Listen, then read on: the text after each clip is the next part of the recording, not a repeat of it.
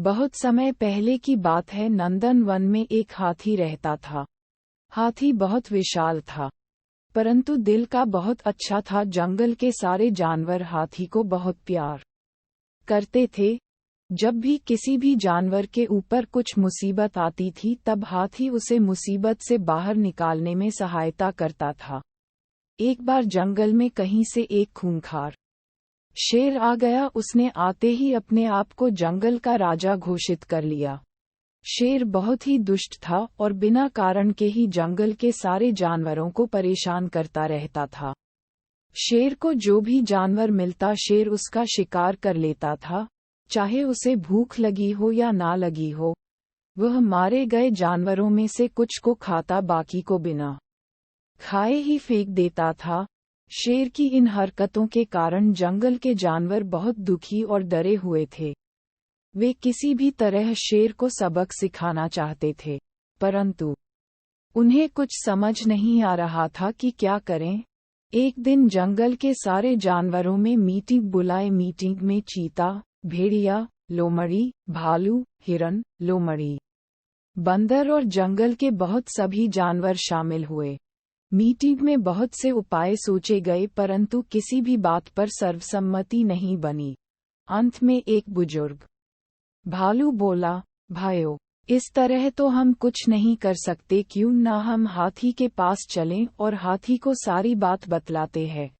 हो सकता है वो हमें इस मुसीबत से बाहर निकाल ले।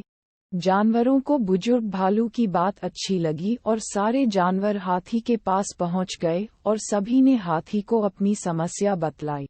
जंगल के सारे जानवरों की समस्या सुनकर हाथी बोला, ये तो बहुत गलत बात है। शेर को बिना कारण के जानवरों का शिकार नहीं करना चाहिए।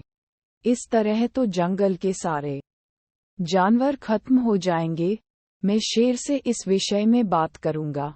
दूसरे ही दिन हाथी शेर के पास गया और शेर से बोला, शेर महाराज, आप तो जंगल के राजा हैं और सारे जानवर आपकी प्रजा है।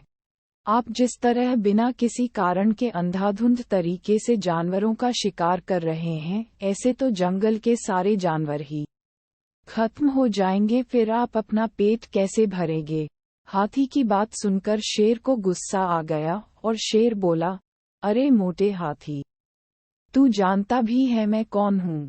तू इन सब डरपोक जानवरों का मुखिया बनकर इधर आया हिया और तू मुझे सिखा रहा है कि मुझे क्या करना चाहिए, क्या नहीं करना चाहिए।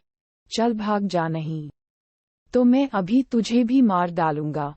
हाथी ने शेर को समझाने का बहुत प्रयास किया, परंतु वह नहीं माना और हाथी को बुरा भला कहने लगा। धीरे धीरे हाथी और शेर में विवाद होने लगा। शेर की धमकी भरी बातें सुनकर हाथी को भी गुस्सा आ गया। हाथी शेर से बोला, चल शेर, आजा मैदान में। आज दो दो हाथ हो ही जाएं, देखते हैं कौन जीतता है। अगर तू जीता तो मैं जिंदगी भर तेरी गुलामी करूंगा और अगर मैं जीता तो तुझे ये जंगल छोड़कर जाना होगा। शेर ने हाथी की चुनौती स्वीकार कर ली। शेर और हाथी में घमासान लड़ाई हुई। जंगल के सारे जानवर लड़ाई देख रहे थे।